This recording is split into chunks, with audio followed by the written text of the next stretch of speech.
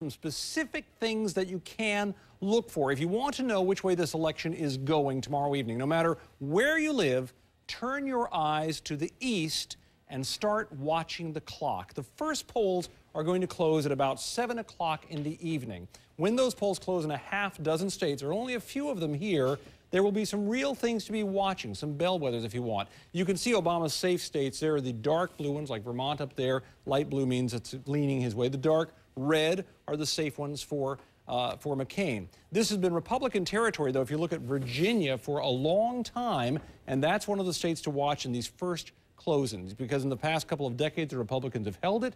If Obama takes it, it's going to be a real coup. Same story with Indiana. That's a toss-up state one right now. And one more thing in this first wave, you should keep an eye on Georgia because of the Senate race down there. Saxby Chambliss, a Republican, not that long ago was considered a shoo-in to win again. If he doesn't win, that could be a sign about the bigger eruptions that could face the Republicans in the overall night and the fight for Congress as the Dems and Republicans fight over that.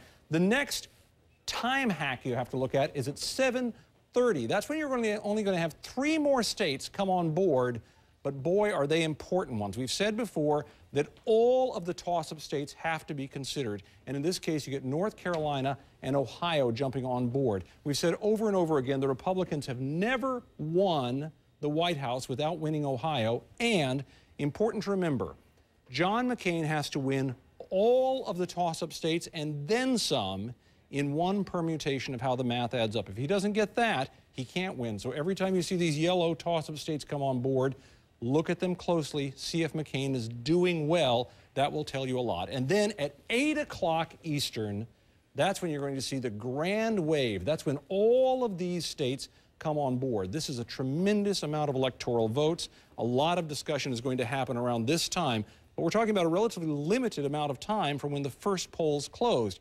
This will include Pennsylvania. It's going to include Florida, heavily contested states with lots and lots of electoral votes.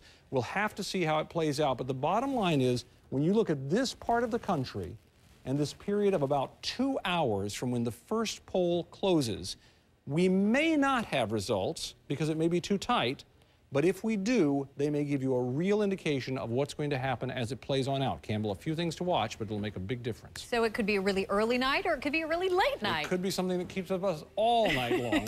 We'll just have to see. All right, Tom. Appreciate it. Tom Foreman. We'll see you tomorrow night.